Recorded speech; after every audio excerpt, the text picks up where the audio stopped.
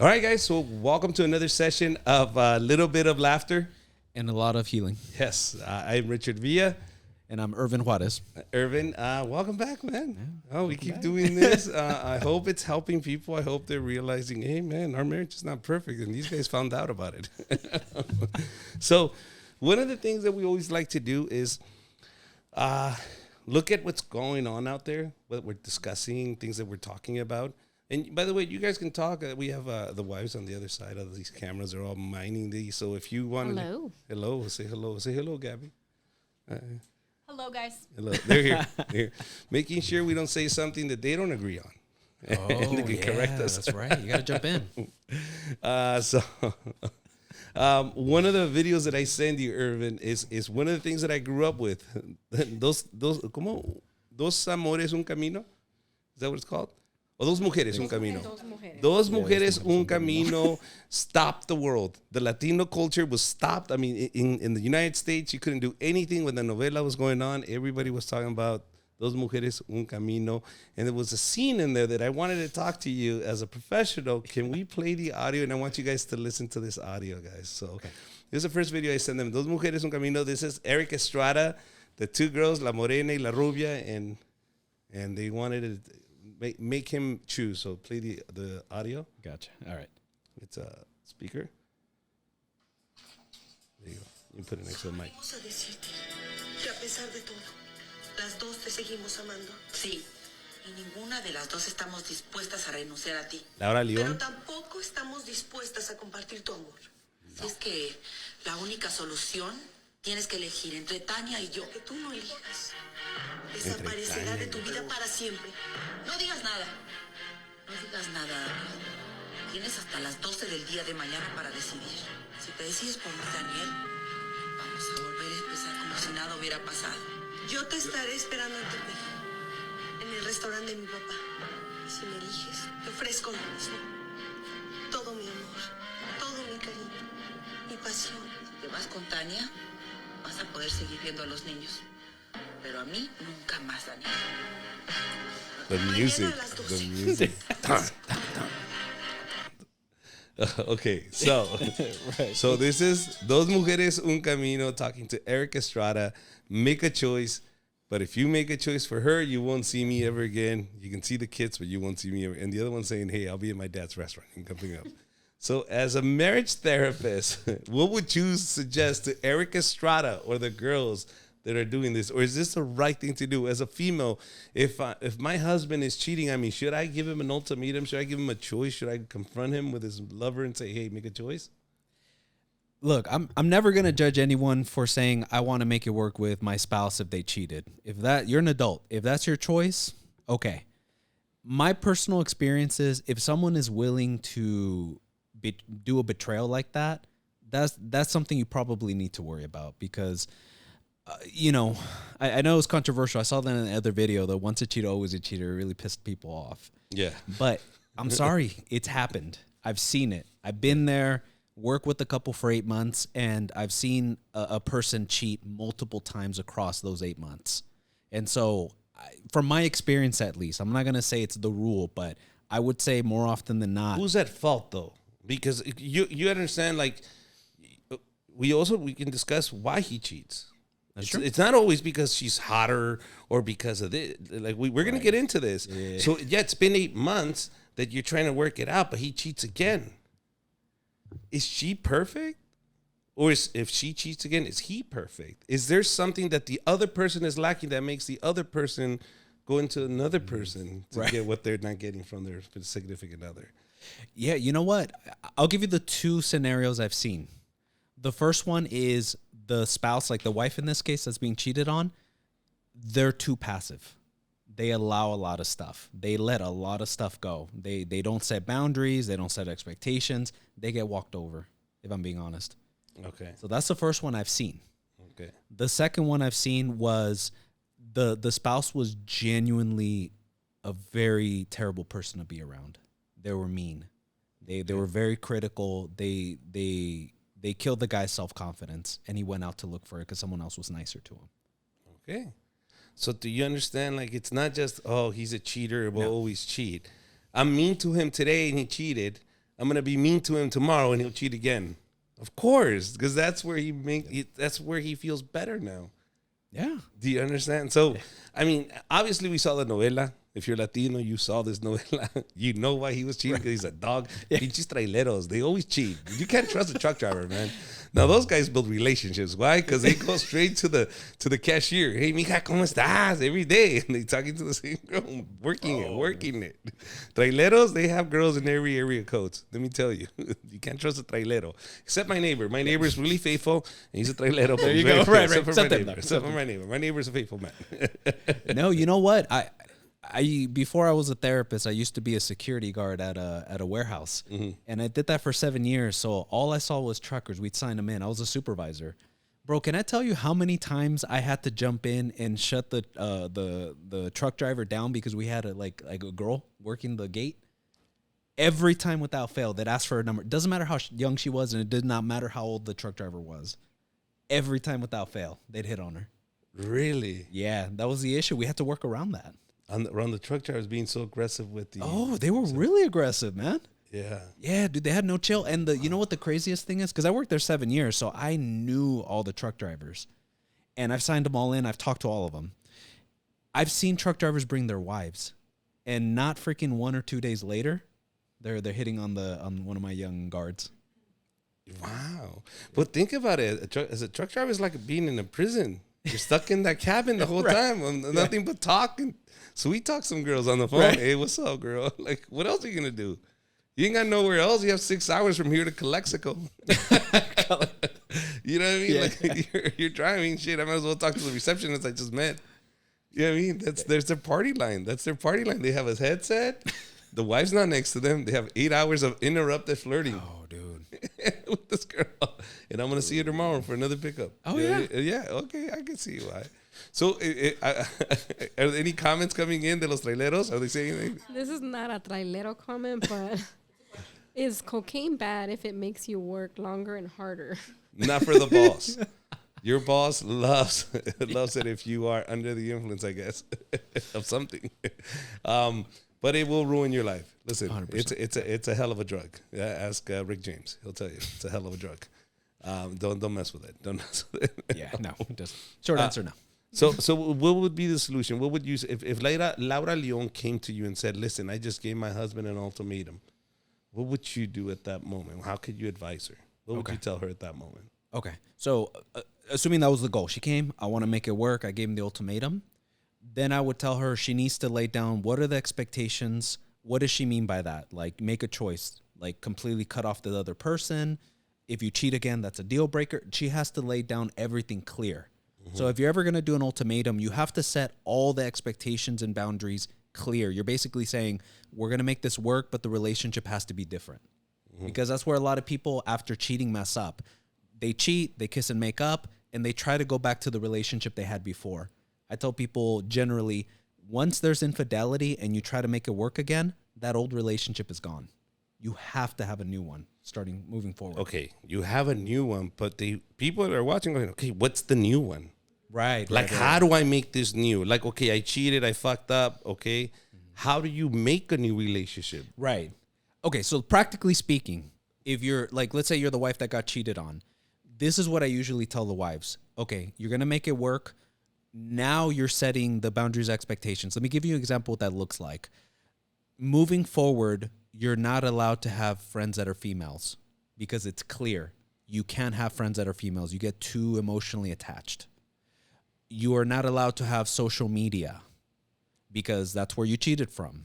Oh. Right? Or I need to see your location at all times. You're basically setting this is moving forward. You're signing up for this new relationship. Do you want to?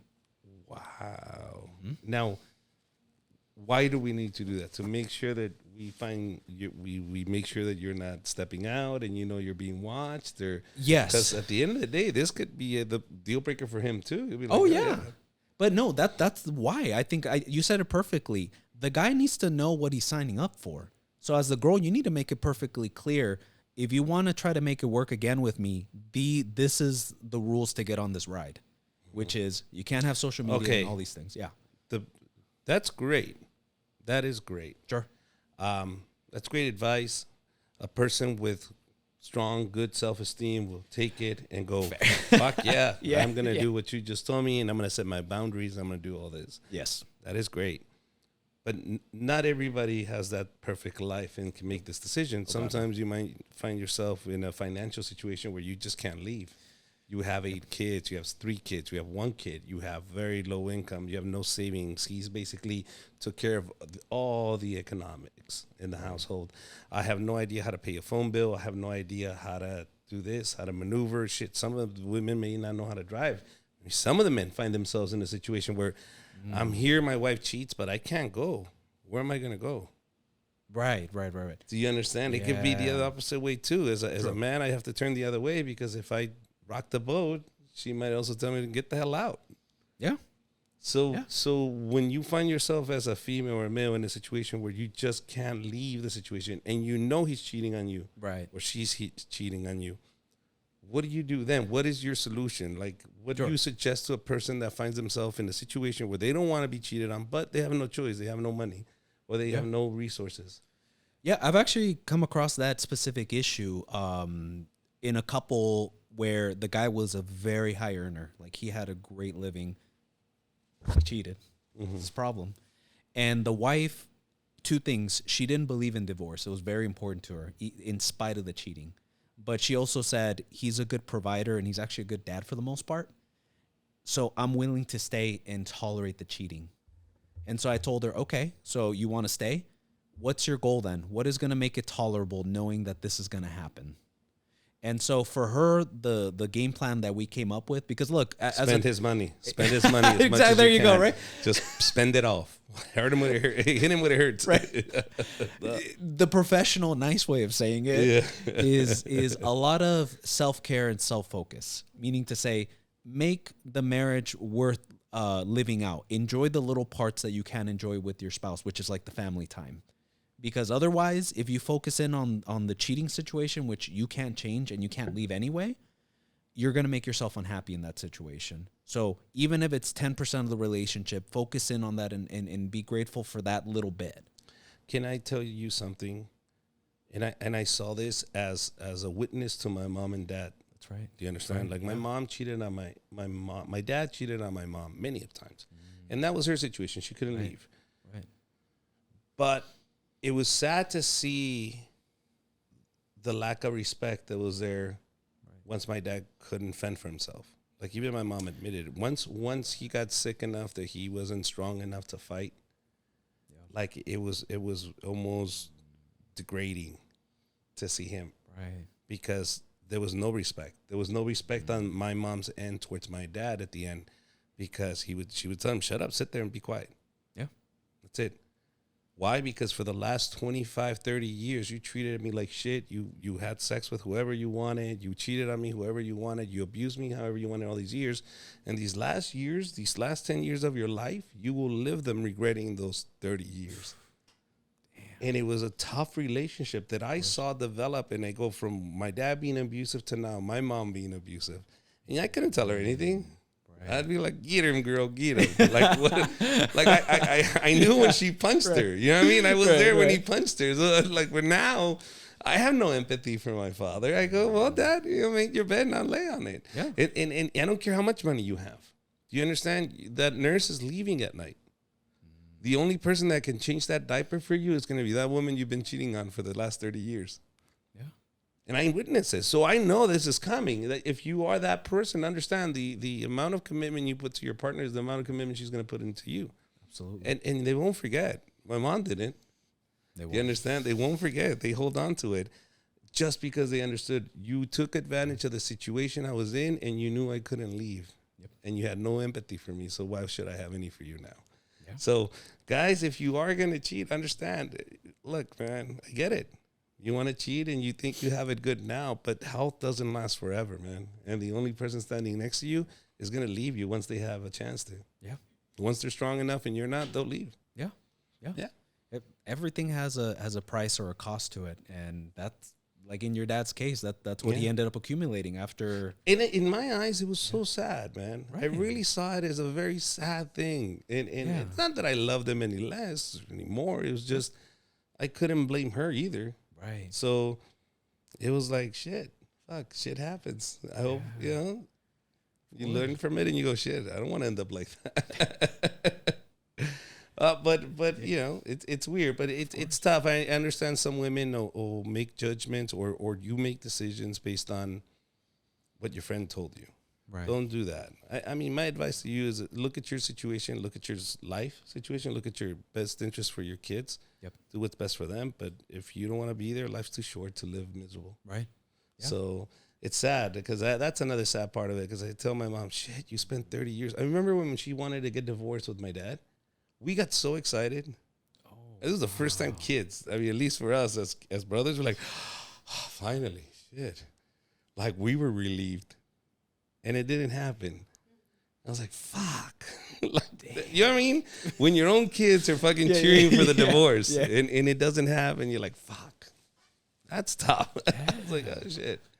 That's crazy. Dude, Did that make you mad? Yeah, I was about to say. Did that make you mad at your mom or resentful? No.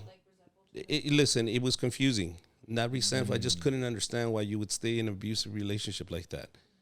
But it's easy for me to open my mouth when it's not my kids that are going to starve. It's not going to be them on the streets. You understand? Yeah. I didn't know her limitations. I didn't understand any of those limitations. I just thought, well, it hits you. You got to leave. That's what people do. Right. Yeah, well, that's what people with resources do. Me, I'm going to stick around. And back then, we're talking about the 80s, 90s. Yeah. I mean, now there's a lot more resources. We're a lot more educated. We understand that you can have places where you can go and get help.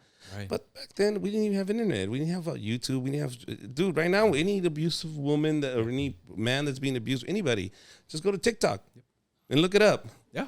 Resources for abused spouse. Yeah. There you go. You can have a hotel tonight. You can have a hotel room tonight for you and your kids. Tomorrow, the hope for the worst, the weekend, they'll figure it out for you. You don't have to stay where you're at. Yeah. Yeah. All right, we have another video. Okay, so guys, so if you want to understand the dynamic of this podcast, I'm very curious. So I'll send him every day a new video. Hey, is this true? Is this true? Is this true? And so just because I want to understand more about it and you get a better understanding. Now, every video that you'll see or we play for you today, you'll see it in our original full version of it on our YouTube channel, the Richard Villa Podcast. You can see it there. But here we're going to play the audio because I don't want the people that are watching live not to get the context. I do have a question, though. Okay, go ahead. Question. It says, would you adopt a kid that was autistic but genius? Would I adopt a kid that's autistic but genius? Either of you, I guess, yes. You go first, and then I'll give my answer. You know, my opinion actually changed on adoption because I was actually quite against it. Just asked my wife, even 5 years ago. I was like, hell no, I don't want to adopt. I'm more open to it. I wouldn't rule out adopting someone who's autistic. Because a lot of people actually have a misconception about people with autism. So actually, I've worked with a couple kids with autism and adults with autism. And really often when people think of autism, you think of Rain Man or something. You think of this counting really, cards. Yeah, exactly, right? Genius. Definitely. And you know what? Surprisingly, a lot of them are actually quite smart. All autism, for the most part, if you just really for dummies, right? Autism for dummies. It's a person who has a developmental disorder that they have a lot of issues with social cues with other people. You're talking with someone who's autistic because they just don't catch on to the small cues in your face, like how you talk and you ask a question and you make a joke. They don't get it sometimes. The people that are more high functioning autism. So it used to be called, have you ever heard of Asperger's? Yes. Right. I have a friend with that. So believe it or not, that diagnosis technically doesn't exist anymore. It's autism. Yeah, it's autism now. So they actually fuse Asperger's and autism into ASD, which is autism spectrum disorder. So now if you used to have Asperger's, you still have ASD, you're just considered someone who's high functioning. So would I adopt? I would if obviously the connection's there and I'm in a place that I want to adopt right now. It doesn't mean that they can't have a normal life. I work with a couple where one of the husband was autistic and the wife, was neurotypical. I'm sorry. So yeah, no, they can live a normal life. So it's not really like anything, but you have to understand you're signing up for a lot. Oh yeah, a lot. Yeah, a lot of classes. I think my help will come in donations. and spraying awareness for it. Yeah. But taking care of a kid with autism, it's 100%. Like you have to be there 100% to make sure you take care. Literally, it's like having a toddler for the rest of your life. Yep. If it's an extreme case of autism, because there is Asperger's that's still considered autism. But I have a friend of mine who's a comic. He has Asperger. I love the kid. Yeah. I love the kid. And I can't call him a kid. He's in his 30s. But well functioning. But I will say stuff to him, and he will take it literally. Yes. Like Yes. you just, no, I'm waiting here because you told me to wait outside. Yeah, but the show started, bro. Come on in. Well, you didn't tell me to come in. I waited outside. Like, bro, come on in. Like, you didn't get I'm just kidding. No, I didn't get it. Like, but he'll come and tell you, do you like me? Are you mad at me? Like, they'll bluntly tell you, you're not mad at you or me. Are you? Are you mad at me? Tell me. Like, they'll ask you these questions. Yeah. And I'm like, no, buddy. I'm not mad at you. I think you misunderstand me. But, okay. But we're friends? Yes, we're friends. We're best friends. We're best friends. And he says, okay. That's it. They're very concrete. But very honest, though. Oh, yeah. Oh, no. There is no, like, he'll tell me if he's mad. He'll tell me if he's shy. Whatever. He'll tell me what other people make him feel. I'm like, I'm like, oh, okay, cool. You always know what they think of you, put it that way. Yes. But yeah, that's a big commitment. I have a friend who's a good friend of mine, and his son has autism. And one of the things is, it's great. They'll never grow up. You'll always have a kid for the rest of your life. The bad thing is, it's great and be kids for the rest of your life. Exactly, yeah. You understand? Like I said, you're going to have a toddler for the rest of your life. So it's good. His kid won't leave, but I mean, my Oli is going to leave me one day, and that's going to break my heart. Yeah, of course. Yeah, but it's tough. We had another video. Do we have any more questions that we have to answer? No? We're good? All right, good. Let's play the next video. I want you guys to get... Yeah, let's play this one. This one's good. Yeah, This one will relate to the one we just heard. Go ahead. Of course. Get that internet going. There we go. Yeah. Skinnier than me, and she's not prettier than me. Then why couldn't it just be me? She's softer than you. She's quieter than you. She doesn't yell at me. She doesn't call me an idiot or tell me to shut up all the time. She listens to me. She's nice to me. She doesn't make me feel like the only thing stopping her from being happy is me. Okay, so this is a woman telling her husband, why is you have to cheat on me with her? She's not prettier than me. She's not nicer.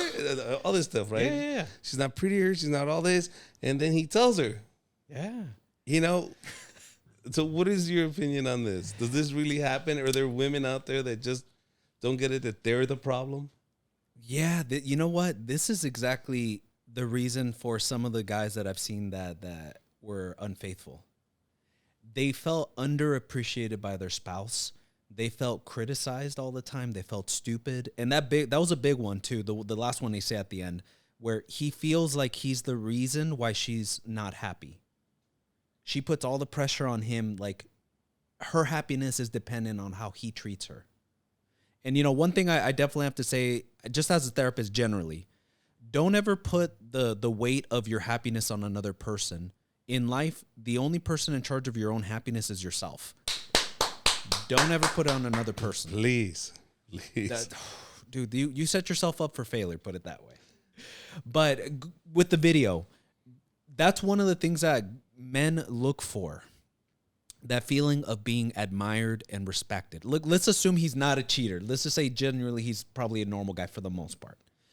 It's extremely important for a lot of guys to feel respected and admired by their partner. And that's one way that a lot of women, when they're unhappy, they go straight to judgment, to criticism, to questioning leadership or questioning them as a person, making them feel dumb, and just having that tension. You know, when your spouse is angry, that tension that you feel like, I don't like you right now. That's the thing how women, you know, I know last podcast we talked a little bit about the Bible, and I actually use some Bible verses, even for secular couples who are not even Christian or Catholic. I still use it because it's actually just good psychology. It's Ephesians 5:25. So I'll just give you the first and last sentence. Basically, it's the Apostle Paul giving advice on marriage. Like, this is how you make a marriage work. And he says, husbands, love your wives like Christ loved the church and sacrificed himself for her. So he's basically saying, husbands, love your wives with the sacrificial love that you're willing to die for them. Like you love them that much. That's the kind of love and passion you show towards your wife. And at the end, it gives advice to women. It says, wives, respect your husbands. Here's the reason I like it so much, where the psychology comes in. It's hinting at what men and women prioritize in a relationship generally. Men want to feel admired and respected by their wife. The moment they start feeling disrespect, that's a really big deal for a guy.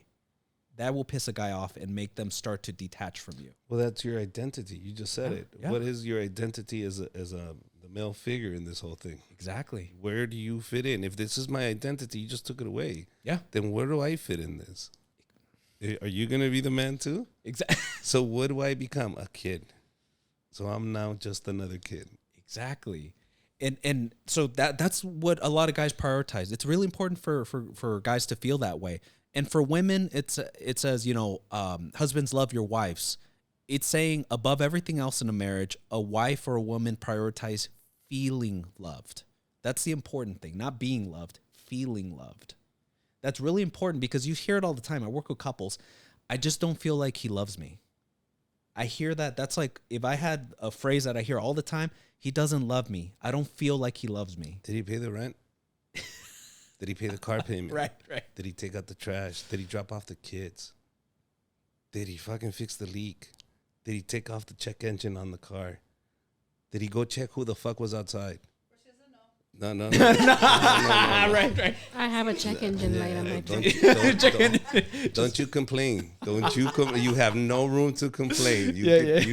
I'm just saying, you mentioned the check engine light. Yes.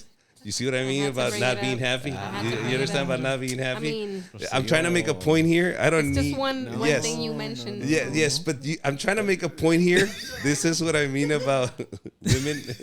Like, you don't need. There was no need for that. There was no need for that. You wanted me here. Yeah. Now I don't. Now I don't. But do you understand that is the road? Now, you want romance? Ask for it. Tell me how you want me to hug you. Where do you want me to? I'm not going to say no. If you come to me, listen, right now I just need you to hug me. Yeah. Okay. Yeah. Done. But you don't ask for it. You understand? I'm busy trying to get the fucking check engine done. You heard it. She's still complaining. But because I'm busy trying to get the check engine light, I'm trying to find the mechanic. And she's like, but you're not hugging me. I know. I'm trying to get the check engine out.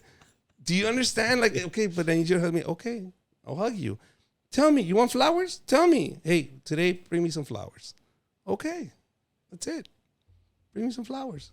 But they don't ask. They say, I want you to just think of it. I'm already thinking about the mortgage, the car payment, the check engine light that I haven't fixed, the trash. I'm already thinking of that. Okay, in 1 week, I want flowers. No. That's the challenge right there. I call you and I tell you, I'm coming home. Do you need anything?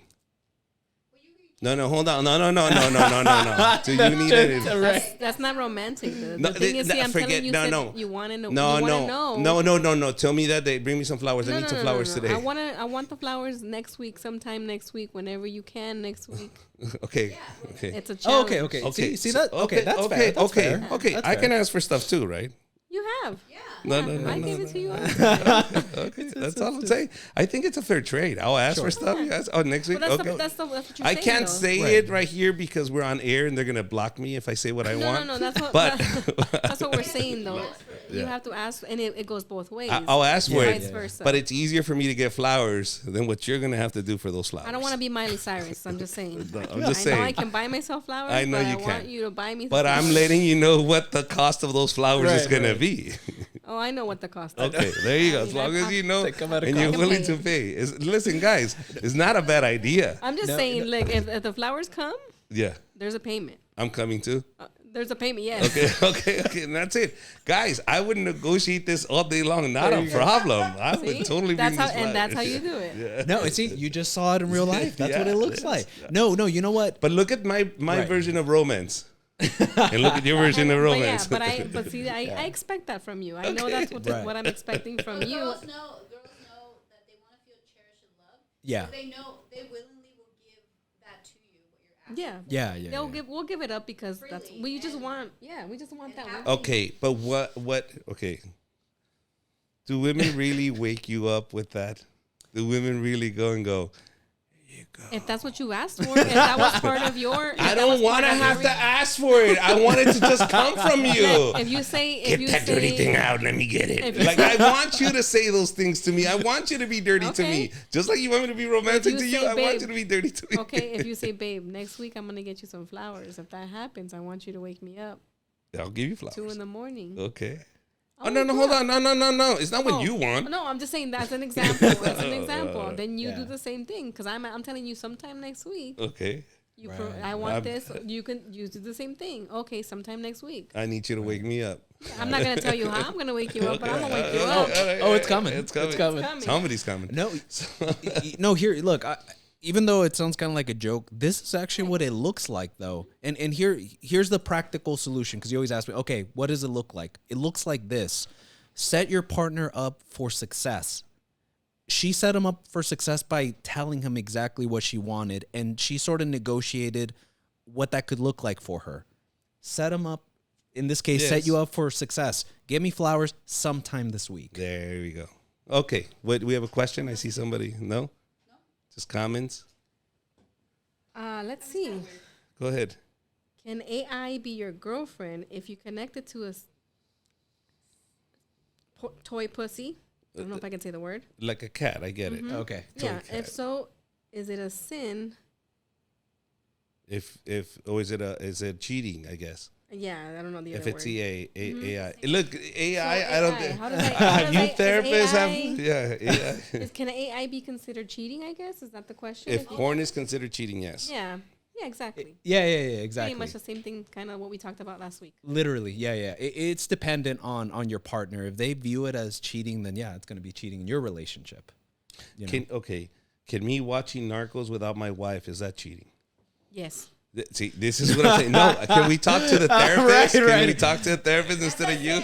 Okay. Where did the trust issues come from? What's going on? Well, that's just it's not cheating, but it's against the rules. What well, you feel rules? left out though, right? Yeah, because that's the one show that we have together because he's Right, always right. gone, right? So that's our show. So if I find out you're watching it by yourself, No, my friends were there. okay, now it's kind of like, okay, you chose your friends over me. See? Okay. Oh, so it's not cheating, but you just didn't feel like a priority. Right. So that makes her feel like a priority if she knows that I will If it's wait. our show. Yeah, yes. because We've you're established. you're putting her in the equation when making that decision. Okay, now if she falls asleep during the show, does that consider cheating? I have to turn it off? But Yeah. she was there when we were watching it. Look, she has to stay up. No, this is Right, bullshit. that's my girl. This is my girl. I know that's your girl. That's why. No, I don't like this. Yeah. No, if you fell asleep, you fell asleep. I was there. Turn it off, baby. If you No, see me sleeping, no. turn it off. No. It's more of the you're spending time together watching something that Uh-huh. you like Right. Something we enjoy together. versus- Exactly. Yeah. So it's like if you keep watching, you're gonna know what happens. At least then pretend that you don't know what happens. Oh, I always pretend. Oh my God! Wow. They arrested El Chapo. Wow. Who would have thought? Yeah. Although, can I actually make a comment about that? So you said using the AI with a toy, I guess, right? Yeah, with a toy. I guess my question would be, that's different from porn, because porn is very like selfish, right? You're just watching the sexual stimulation and you're probably masturbating, right? So it's very like selfish, like it's just you and that's it. Mm-hmm. With the AI, you're getting something that's interacting back with you. So that's actually a little bit questionable to me in that sense, because you're starting to get some intimacy out of it. Right, and it could actually be another person. Right. No. Yes, because there are actually virtual rooms that you can go into and chat with other people as That's your animate whatever. VR. That's VR. Oh, Sure, VR. sure. AR. AI. No, but I know, but Yeah. I'm pretty sure you can connect the AI with the VR. I'm pretty sure Sure. that's possible. Actually, I have heard it before. I actually heard another podcast of someone that cheated on their husband or boyfriend that way. Yeah. She was an actual like VR. VR, and she met somebody else on VR. Yeah. Yes. Yeah. And then later on, they ended up meeting in person. Okay, so this But takes. they had already cheated in the game. Like they're Yeah, doing things Right, in the right, game, okay. right? So I asked, we had a full conversation off the air. Right. And we were talking about it. My wife was there too. And we were talking, and me and my wife were talking about how do they cheat? And I go, if somebody can cheat, it's me. Like, I should be able to cheat. Like, I go and I travel. I should be able to bang everybody out there. You heard it here, guys. Yes. I should be able to cheat. Why don't I cheat? Why don't I get these opportunities to cheat? It's all this stuff. And it's because you have to build a relationship with at least what I think with a female. Yeah. Okay, backtrack. When I worked at the Pacific Design Center in West Hollywood, there's a lot of gay designers.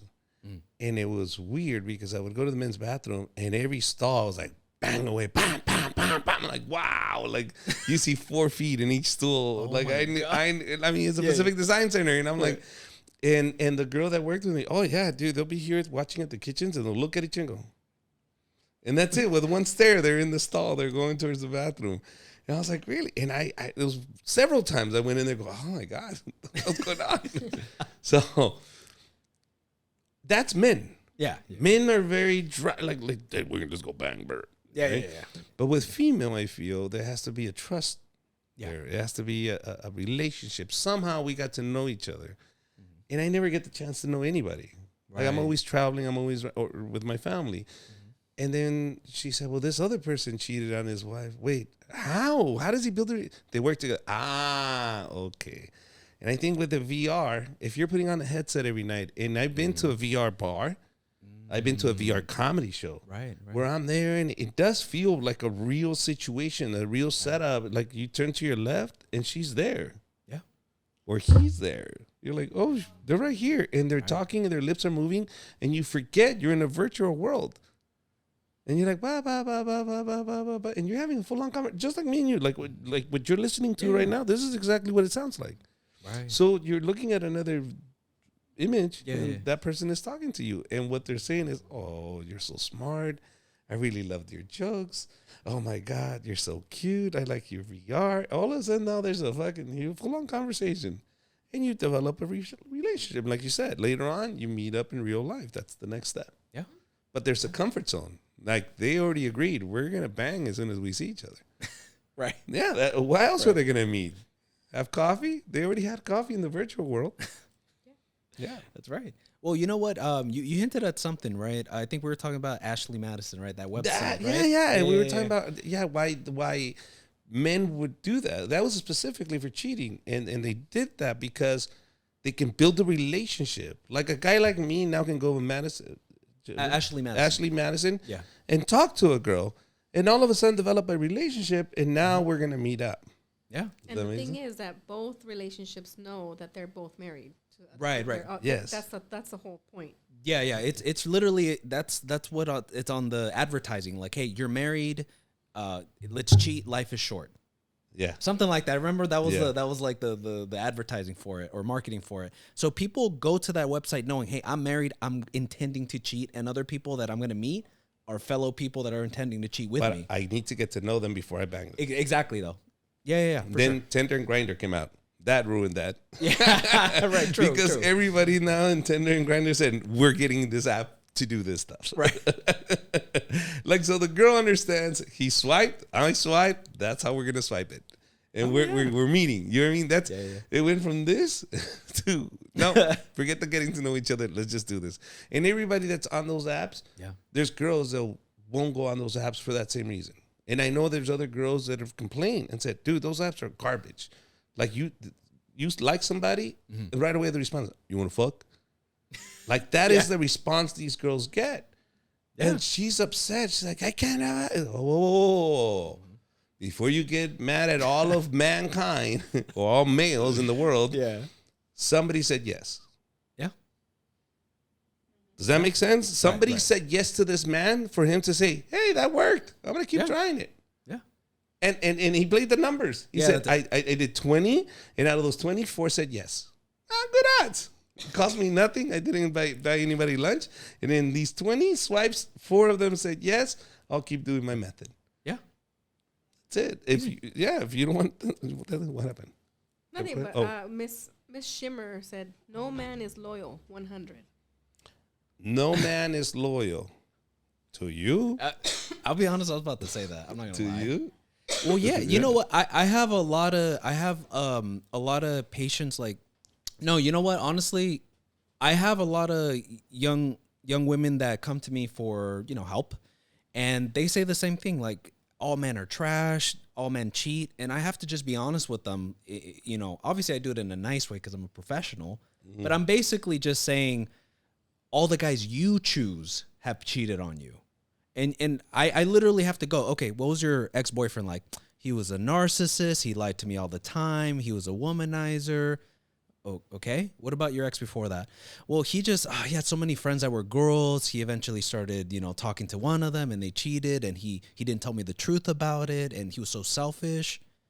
Okay, what about the one before? And you find in literally going back, every single one was cookie cutter. They were selfish, they were narcissistic, and they cheated on you. If you have that view, or you have a lot of relationships where the same result keeps happening, you got to take a pause and go, what am I doing that start giving me the same result? Because a lot of people get in trouble. They keep dating the same people, hoping something different's going to happen. Why do you think they do that? Why do some women pick men that are not okay for them, or they're not good for them? Why do they keep repeating that same mistake? Something, at least as a female, something that can get you in trouble is a few things. Not having a strong parental figure, like a father. If you don't have a good relationship with men, you tend to date very bad, really often. So having a father in the house is actually really important. What does that do? What does that do for a female? Like, you being present with your daughter, how is it that helps a woman develop into a healthy human being? It's one of the most important things. Your first teachers in life are your parents. They teach you what does it mean to be a man, a woman, a wife, a husband, a relationship. What does it look like when you guys fight? What does it look like when you guys love each other? Your kids are learning all this stuff. You don't have to tell them anything. They're watching it. They're learning. They're absorbing it. They're sponge. And so if you don't have a good father figure in the house, you're going to base it off the men that your mom is probably dating. And very often they bring in men that are not good because it's a generational thing. The Bible calls it generational curse. Psychology calls it bad role modeling. You are going to pick up whatever you saw with your parents pretty often. Not all the time. It's not guaranteed, but really often. So I guarantee, usually, if a girl has a bad dating history, talk to the mom. She probably has one too. They picked it up. Okay. Now, let me tell you something. As men, the reason he is a dog, the reason he thinks that way is because his father told him, eso, mijo, así, cójaselas a todas. No. Que no se quede nada atrás, mijo. As a man, my dad would teach me that. My dad also taught me, no, las viejas que... He would tell my mom, I'll be back. ¿Dónde vas? Yo ya sé a dónde voy. I already know where I'm going. Damn. You don't need to know where I'm going. Do you understand? Yeah. So my dad basically told me this is where women go, and this is what men do, and this and that. But also, as you grow up and you realize, that guy's an idiot. My dad was an idiot. Right. But I was smart enough, strong enough, maybe even acted like my dad as a young person. I know I was very selfish. I was a narcissist. I was all these things. Yeah. And I justified it as, fuck it, I'm young. Right. I can do whatever the fuck I want. I'm not married. I can do whatever I want. I can be mean to anybody. I can do whatever I want. I didn't do it on purpose, but I knew I was doing it. I was a bad boyfriend. Does that make sense? Like I tell my wife all the time, if you would have met me in my early 20s, we wouldn't be together. She would despise me. She would hate me with all her guts. And I know I have a lot of ex-girlfriends that hate me. Just hate me because of that. Because it was like, nope, later. Bye. Que bueno. Miss Shimmer responded. Miss Shimmer responded to what you had mentioned. And I'm going to quote what she said. Yeah. I was with a man for 21 years. I was always stay-at-home mom, always trying to everything the best for my family. Ever since then, I seen everything differently. Oh, I see. Okay. So the massive betrayal, and so obviously that soured her on men. Okay, I could see that. No, for sure. I've worked with that. Here's one my piece of advice for you. I think it goes back to what we were talking about forgiveness last podcast. It would probably be in your best interest to learn to forgive him, and I don't mean be okay with what he did to you. That's not forgiveness. What I mean by forgiveness in psychology is you are making the conscious effort of saying, I am letting go of this hurt and anger towards this man because it doesn't benefit me and I'm going to walk away from it. You are not saying, I am okay that you cheated on me and broke a 20 plus year relationship, because I really mean it. Moving forward, if you don't deal with it now, you're going to sour on a lot of men around your life, dating or other men. And that's only going to make you unhappy in the future. So look, there's a saying that I think I said last podcast: anger and bitterness, or anger towards a person, is like drinking poison hoping it kills the other person. Ultimately, it hurts you and not him. So that would be my advice as a therapist, like in your position. Go talk to someone you trust, obviously preferably a professional, and work on the process of forgiveness for you, not for him. For you, so you can actually live a good life moving forward without that weight. That's a professional. That's good. That's good that you answered that, because she continues. I work in a gym. I see how men really see life. I still feel I can't see anyone else.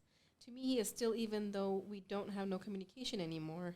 And then she continued. It hurts to see he is showing our two boys that females are to be used. Okay. Yeah. Very good. Okay. Your kids will find out. Trust me. I'm telling you, my dad taught me the same thing that your husband is teaching your kids. Your kids will find out. If they're good kids, if you're a good mother, if you're a good role model. Yep. But what I will tell you this, go out there. Life is too short, dude. Honestly, that guy wasn't the guy for you. That's it. Yeah. That's it. But that doesn't mean you stop. That means you got to go to comedy shows September 2nd at Bellflower or The Well in Bakersfield. Go to a comedy show, take a date, go see Richard Villa. That's what you should do. Live life. Right. I mean, if there's an advice I can give women that have been cheated on, come to Richard Villa's comedy show. You'll love that guy. He's hilarious. But besides that, honestly, live life. I'm trying to make a joke. Don't dwell on that. Okay, so your husband cheated on you. All right, so what? Fuck it. Keep it moving. Life is too short. You already gave him 20 years. You want to give him another 30? Yeah. Is that really what you want to do? Dwell on those other 30? I mean, so what? Keep it moving. That's it. His loss. Find another one. But now you at least can go in there with open eyes. Look at what you just said. Those are the kind of men that I attract. So now when you attract the next man, you tell, is he the same guy? Right. The hell out of here. It's me. I need to make sure I get quality guys. That's it. And don't worry. There's another one. You have something that men think about all the time. There's men, what do you think about? They're thinking of that. I can't say it because they'll block me, but they're thinking of that. And if they're not going after yours, that means they're thinking of somebody else's. Yep. Okay? And if they are, then let them think of that one. But trust me, if a man wants to be with you, he moves earth, wind, water. Yes. He will make it dude, I would be so tired. But I'd still show up with Rocio. You want to have a coffee? No, I don't want to go, but I knew. I wanted to score. I wanted to hook up with her. So I had to put in the work. Don't be telling everybody. Oh, I'm sorry, but you understand? Right. So that lets me know when the man really wants to be with that woman, they'll do anything to get there. Yeah. So honestly, men are not complicated. We're very simple. Like he said, if a man wants you, he's going to move mountains to figure out how to be with you. It's that simple. If a man's not doing that, that should probably be at least enough to see, okay, what's his intentions then? Or what his priorities are. Exactly. I get it. All right. No, I'm not it. That's cool. What's up? What do you have over there? Just get some random questions from Dr. Boss. Okay, Dr. Bus. If you dated a hot Chinese spy, would you tell the FBI? That's a good question. Really no, that's a really good question. No, it's deeper than you think. Listen, if you were dating a drug dealer, would you tell the cops? That's a more realistic question. It depends. Right? Yeah. So how long term are we going to go with this? No, you're right. Yeah. Is he sharing the money? Exactly. Is she sharing the money? Right. Exactly. Do I have to be involved in the smuggling or? No. Remember, the she's already getting money as a spy. Right. So the drug dealer is already getting paid. So It's no scratch on you. You know what I mean? You're good. You're not gonna. And exactly how hot is this Chinese spy? Yeah, that also. Yeah, that- that's a big. You know, I actually read an article on that. The Chinese, they don't actually use beautiful women as spies. They use average-looking women. Apparently. Oh, They're- of course. they're What do that's exactly what the cops do too with the streetwalkers. Yeah, They can't use the hot ones, bro. Yeah. We know those are not $20. So Yeah. we go up to a hot chick with $20. Oh hell no, you a cop. Yeah. But you get those deputies that are really beat up, missing a tooth. Hey, Right. you're perfect. Take off the tooth. Let's take you on the streets. I can smell a cop away. I'm on the way. Oh man. Any more questions? Miss Shimmers. I think she's has another question. Not a question. She has more comments. Sure. I feel very discomfort to think of being with anyone else touching me, as he was my only one. My mother always thought us to be respectful of ourselves. Of course. Yeah, you know what? For Miss Shimmer, I think that was Yeah. it. I really recommend you do therapy because you had a massive trauma that happened to you, and you said it perfectly. That was actually my worry because I've dealt with another person that was in a really long-term relationship, and she broke up and she didn't deal with it, and so she actually couldn't have sex. She tried. She had a boyfriend and she could not have sex no matter how much they attempted. And we had to work with her to kind of get past the trauma, because anytime sex started getting initiated, she just immediately just froze and she, couldn't get ready down there. It was all bad. So we actually we didn't even do sex therapy. We genuinely just did regular therapy to have her deal with the trauma. If you are open to it, I'm actually learning how to do something called EMDR. I don't know if you've ever heard of that. Yeah, where you correct traumatic things in your past. Yes. My therapist was asking me to do it. She said, "You qualify for this. Yeah. You should do this." You should. I'm actually getting trained in it. I'm doing it now. Why don't you do it, Irvin? Why don't you do it with Richard? I mean, it's up to him. Oh, I don't mind if we do it live. Sure, yeah. Oh wow. Yeah, I don't mind if we do it live. Oh. Yeah, no, I don't care. It's not something I wouldn't tell. But I think it'd be great. Yeah.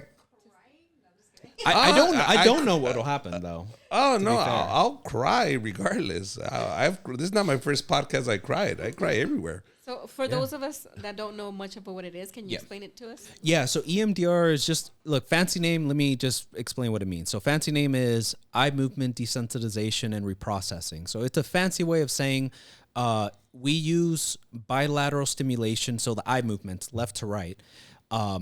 Most of us have heard of REM sleep, right? REM, rapid eye movement sleep, right? You're sleeping, your eyes are moving left to right. Well, they found that when you're sleeping and that physical act is happening, you're processing information in your brain a lot faster. So you're actually going through a lot of the stuff that happened the previous day, and you're encoding it. Your brain's doing a bunch of stuff, very active. Well, the Francine Shapiro, she's the one that came up with EMDR. She found that even when you're awake, if you're moving your eyes left to right at a relatively fast speed, you actually can access that processing power awake. No. Well, close enough. Actually, corner to corner. So left to right, corner to corner. Oh, damn, man. What? Dude, you... Babe. Awesome. Dude, he has eye control. I can do that. That's pretty cool. He's I just don't ever stop thinking. That's why. That's I've fair. never seen you do that with your eyes. You never seen me do Not with your eyes. Oh, not with my eyes. That's it.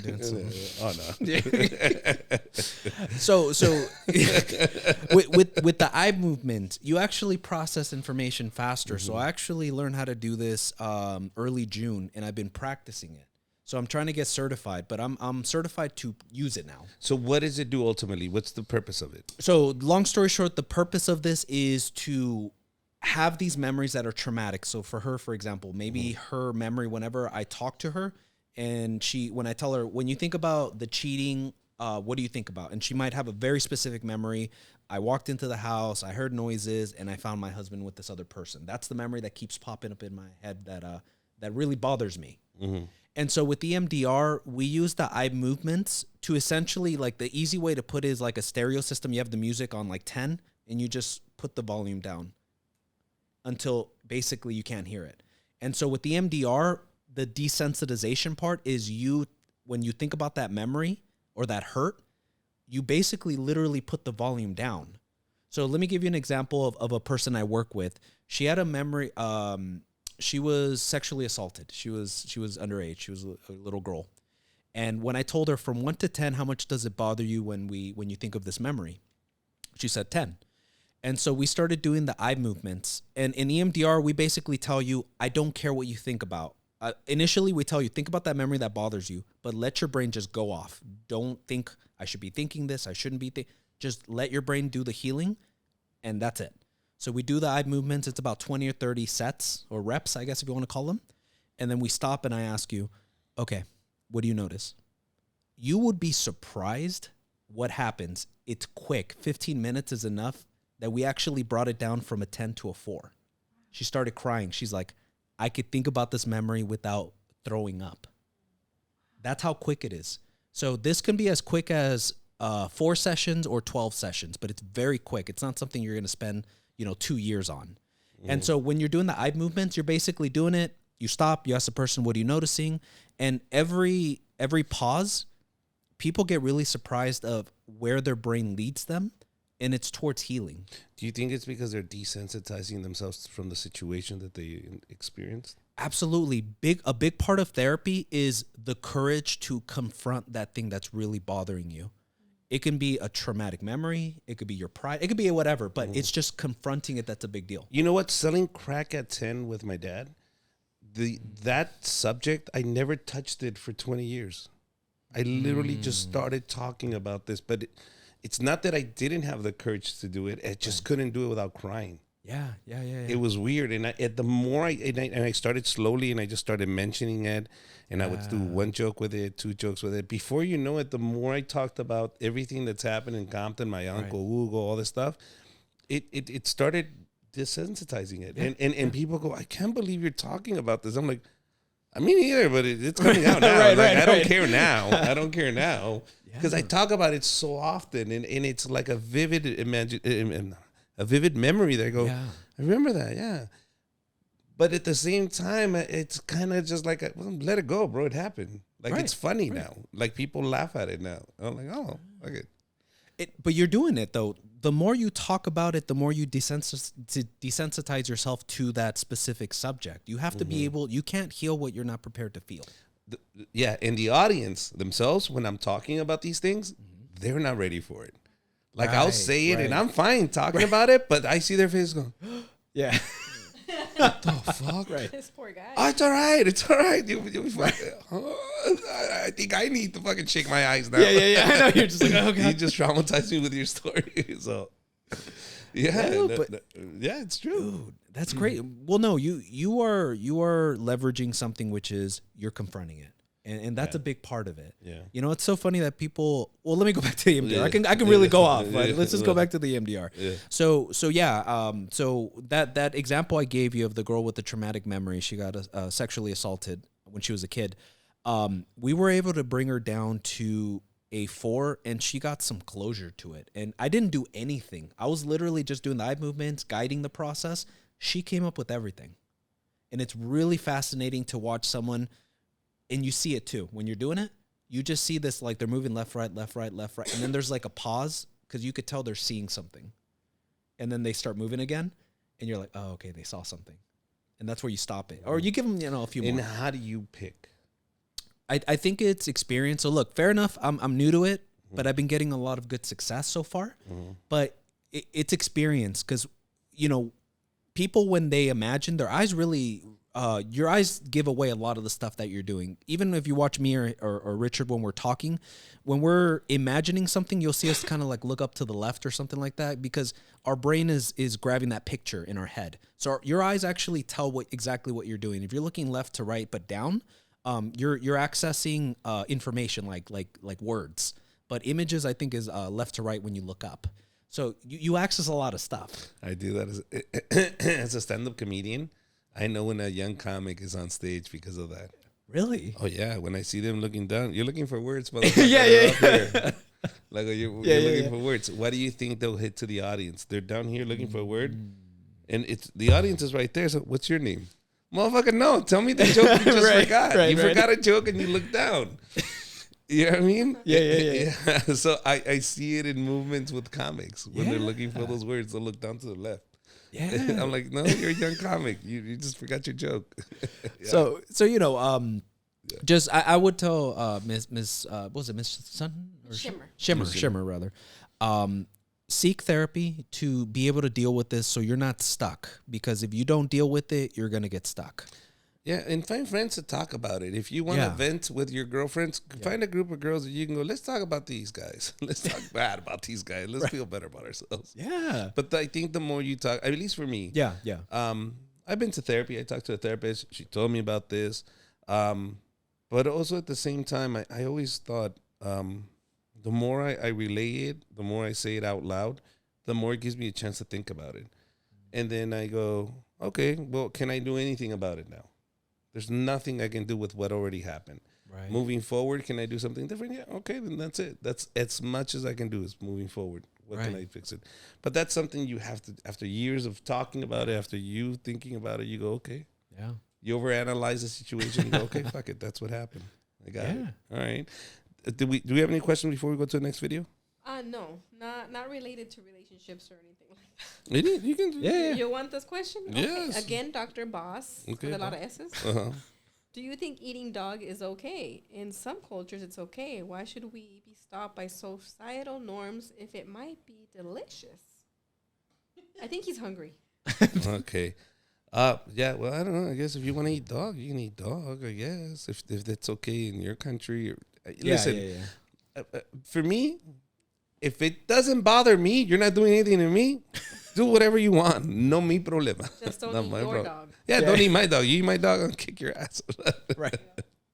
Yeah, honestly, I agree. That's it. Okay, let's go to the next video. I know we have another video. Yeah. Okay. And Miss Shimmer wants to thank you and God bless you. Oh, thank you, Miss Shimmer. Oh, that's well, you're gonna be on my prayer list, so thank you, Miss Shimmer. Miss Shimmer. Miss Shimmer, go out there and get crazy, girl. I want you to go get crazy, girl. Go do your thing, girl. Go. We're rooting for you, girl. Un clavo saca otro clavo. That's what they say. One nail pushes another nail out. That's it. That's what you need. That's exactly what I said right now. That's exactly what I said. That's what I meant. Yeah. Okay. I think this one. Right? Yeah, that one. Let's play that video. Okay. Let's do the audio so they can hear it. Can you hear it, Gabby? Can you hear the audio? Oh. There you go. Get this real quick. Yeah. Just put it on YouTube. If you could go in and tinker Okay, cool. There you go. with the current world of men's dating advice, what would be the main lessons that you would try to dispense with? Talk about commitment more and be very clear about what you want. Every woman who comes into my dating practice is scared to death to say, I just want to find one man to marry and have children with and be with for the rest of my life. But if I mention that to any man before year 3, he is going to get up and run screaming from me. And the men who come into my coaching practice say, I just want one woman to be with for the rest of my life and have children. But if I mention that before year 3, she will think I'm a psycho who's trying to control her. Men, it makes you so attractive when you are very clear what you want. But you must understand that you also have to pass tests that prove that that is actually what you want. You must prove that you are a man of substance who is out there to make change in the world, any kind of change, and who is reliable and consistent so that you could be depended upon in a family situation. If you could go in and... Okay. So, do you find this to be a problem? That women or men come into your practice and go, I just want one good man. I just want one good woman. I just want to... Yeah. Yeah. No, I know social media, I know movies make it seem like everyone just wants to go have sex and date and all. A majority of people want to just get married, have kids, just live a regular traditional life. Most people want to do that. Mm-hmm. It's really the younger people that just sort of want to just date around. They're a little different. But people that are, in their mid-20s and older generally are looking for traditional stuff. That partner. Yeah, that partner. So here's one thing that I really love that the guy said that I'm a big proponent of because I used it in my personal life. Be very clear on your intentions when you're dating someone. So he said, if you're looking for marriage with a wife and kids, make that clear that that's your goal when you're dating someone or looking to be with someone. Because then you're wasting each other's time, right? People are like, oh, we're in the talking phase. Oh, we're just sort of feeling each other out. What the hell does that even mean? The talking phase of feeling out. Okay, so we had a conversation, and you and your wife said, Well, we didn't do that. We got married and we're okay. And we just, started dating and then we got married and then that's it.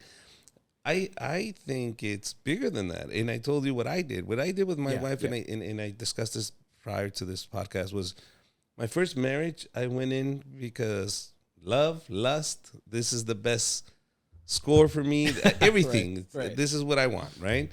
But I didn't look at it as long term. It was just like, oh, it's nice. It's good. It's pretty. She's nice to me. Good. After that failed marriage, I realized one thing was that I do not want to fail again. And if I didn't want to fail again, I got to pick the right partner. And so when I thought I had the right partner, I went to her. And I told her, hey, listen, I wanna marry you. Hold on, let me see. Yeah. I don't know why it's doing that, but I don't know. It's doing something. There you go. We'll get it. Okay, so Right. I said you want to marry. I want to marry you, but I told her, how about this? I don't waste your time. We live together. We lived together for a whole year. Why? Because of those same reasons that he was asking right now. What did he want? You need to show that other person that you are responsible, you're loyal, dependable, you're going to be a good husband. I can't prove that to Rocio, and she can't prove to me that she's going to be a good wife, a good partner, if we're not living together. Right. You do not get to meet somebody that intimate and know that this is going to be forever. Now, he also said, be firm and clear on what you want as a man. Right. Do you understand? I didn't go to Rocio, I don't know, maybe it's just... No, it was, this is the plan. We will live together for 1 year. And in 1 year, I will let you go. You're 26. You will be 27. You can find another partner. But at least we know that me and you are not compatible. This is not going to work out. Right. But I won't waste your time. I really wanted a wife. And in that year, I found out, okay, she's willing to work with me. Right. We're willing to negotiate. We're willing to compromise this whole thing. Then you're it. Right. But at least you know that you're coming in with eyes wide open. I did not hide from you what my schedule looks like. You will go to bed without me every single night. Are you okay with that? Oh, yeah, I'm fine. Nah. Wait until we get married. And it's Saturday. Yeah. But you're at home with the kid. It's Saturday night, and I'm out working. It's Friday night, and I'm not coming home. It's Thursday, I'm not home. So you can tell me it's okay, but you don't know what it's like to go to bed alone every single night. Right. Until you can be okay with that, then that's what she proved to me. That year she understood he's not here. Sometimes I only see his dirty clothes. Right. And that sometimes is going to be sometimes. You understand? That's my lifestyle. So when I figured out that she can take it and she can stay home without me, and she understood what my work was all about, and it's a very selfish job. Like I tell her, look, I'm going to be very selfish. I'm always going to focus on my career every single time. But at the same time, you will become my everything. Does that make sense? Yeah, I do all this for work, but también, it's not like I do all this for work and then I do all this for my friends and I do this for work and then everything else is for you. Right. Ultimately, the money's going to go to you anyways. Right. But she understood, okay, that's what you do for a living, or that's how you make a living, or that's your lifestyle. I don't have regular friends. My friends don't work. My friends are at home on a Tuesday. Right. You understand? Like we have lunch on Wednesdays or we hang out on Wednesday nights. Right. Because on the weekends, they're all doing their gigs. I'm doing my gigs. So we're not together anymore. Right. Here's the reason why I think I agree with what you did. I'm traditional, so I really am about like, Dating, courting, and dude, I'm really old school though. Like, waiting till everything, like old school. Did you marry a virgin? Were you a virgin when you got married? Yeah, well, No. no, I was a slut. Nah, I'm joking. No, I definitely no. I ended up marrying that person, but no. But I'm very traditional in that sense. But even with Gabby, when we got together, we waited till married. But that was more of a personal, like we made the decision together. It wasn't like me going rogue and telling her like no, But that was our decision, but we came up with a game plan because when on our first date, I was already talking to her like, hey, I'm looking for marriage. Like, this is what I want. I genuinely vetted Gabby for 6 months before I even talked to her. I was literally What's checking vetted, by the way? Vetted, basically meaning to say I'm checking her background, checking her out, making sure she's like a good person. Like I'm Criminal record. everything, dude. Like I literally was talking to people around her, like, what kind of person is he? Because I want to, a lot by a person by how she treats people around her. And so I was asking, people at church, people that were friends, stuff, everything, because I wanted to know what kind of person. I should have done that with my ex-wife. Should have asked the people she stopped. How did she? Dude, I did not do that with my first wife, so I was the same as you. I'm not gonna make the same mistake. Okay. So I literally spent almost 6 months making sure I really vetted my wife to see, she's a good person for the most part. So by the time I dated her, I already had the game plan, just like you. Like, this is the plan. We're gonna date. I want to be engaged within a year and a half. I want to be married within a year and a half to 2 years. Like, that was my plan. I told her, because that's what I'm looking for. Mm-hmm. And so I presented that to her, and she agreed to it. We were on the same page. And if we weren't on the same page, at least I would know in advance. She's like, that's not what I'm looking for. Okay, no problem. Okay. I know exactly what I'm working with, so I get to make a good decision. I like the fact that you laid down the law. Now, you walk the walk, talk the talk. If you tell me I'm breaking up with you because I don't want to have kids, and you do want to have kids, so I don't think it's going to work out anyways. And that's the big deal breaker. I don't want to have kids. And let's say maybe you're not going to have kids with anybody. Okay, we were having this conversation with my wife. Okay, if you're that person, if you're going to be that person at 22, 23, 24, 25, 26, right, and you're making these declarations to the people you're dating every single day, right? Why not just get it done? Why don't you go get it surgically castrated, and go, there you go. There you go. You meet me. No, if you're really that gung-ho, because I feel you're going to regret once you do find that other person. Once you find that other person and all of a sudden you do have a kid, right, and you said no to all these amazing guys because they all wanted to have a kid with you, and now you're stuck with this guy that you did have a kid and he's an a-hole, and then now you're, oh my God, man, all the guys I said no to, all the guys I said I wouldn't because I wouldn't want to have kids, and now I'm with this loser and I have a kid now, and I told all these guys to go to hell because they wanted kids. And now, do you understand what that does to you as a person? You go, dude, okay, then get it up.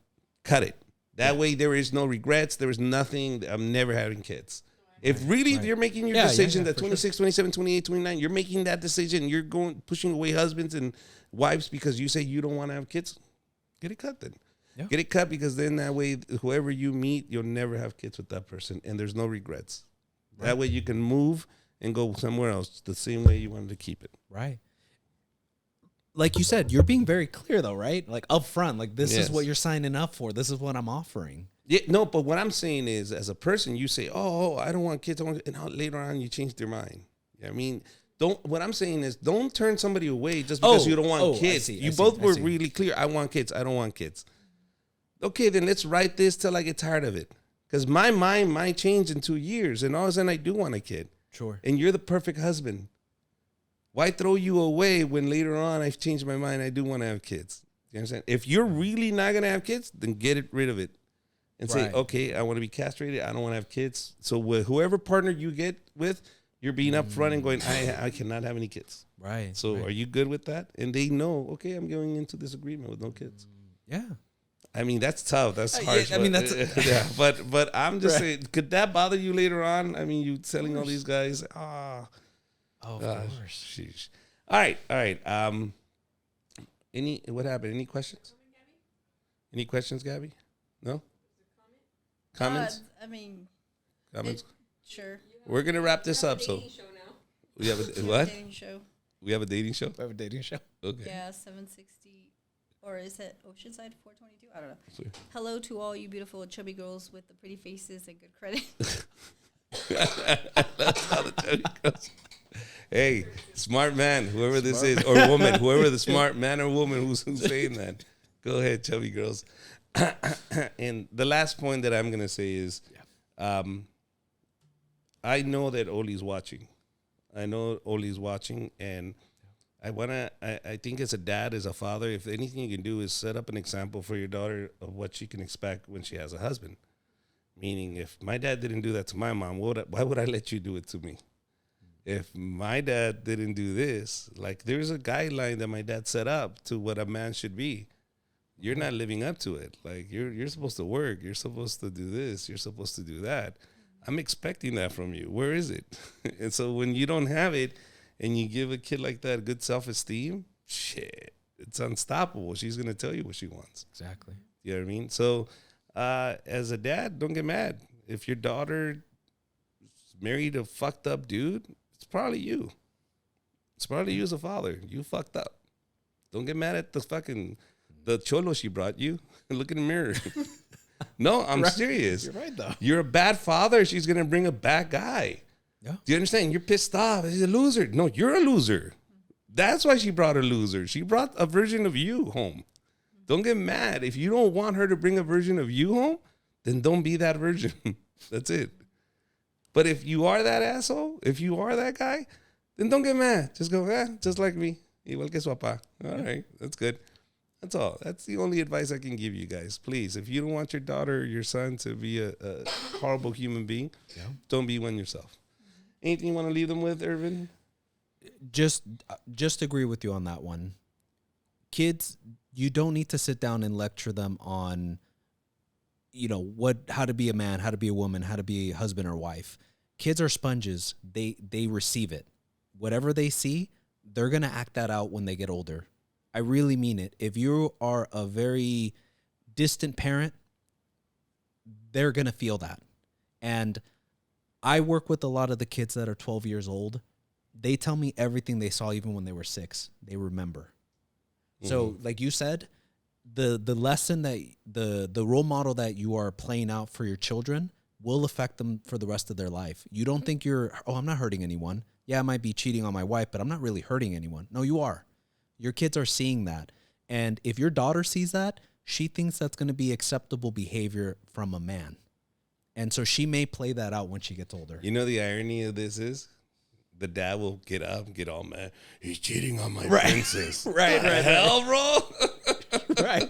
He's cheating on my princess. Yeah, of course. You showed her it was okay. It's so funny. Luis de Alba, comedian. Oh, yeah. His wife was telling me because she married Luis de Alba at the age of 22. He was 45, 46. Oh, wow. Okay. And he went and talked to her parents. And her parents, she was 22, and Luis de Alba is her father's age. They're both the same age. And he's there to get his daughter's hand in marriage.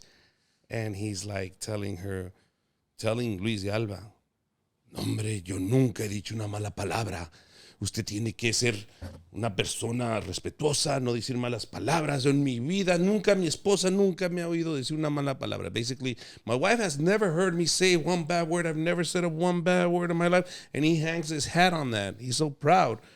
And the wife turns around and goes, cabrón, pero ese chile, no, hombre, te coges a lo que se mueva, cabrón. Mejor prefiero que digas malas palabras, pero es un pinche chile guango. She's saying, you've never cursed in your life, but man, can you not keep it in your pants? You go through everything that moves, dude. I'd rather you curse than cheat on me every single day. Do you understand? This old man would like hang his hat on the fact that he was so proud he never cursed in his life. Right. But he cheats like a crazy madman. She's like, I'd rather you curse than cheat. So don't put up, no te pares el cuello decir. Yeah. Don't try to show off and say you're better than somebody else. Right. All right, guys. Well, thank you very much. This was fun. My name is Richard Villa. And my name is Irvin Juarez. Thank you very much for joining us. Bye-bye, everybody. Bye.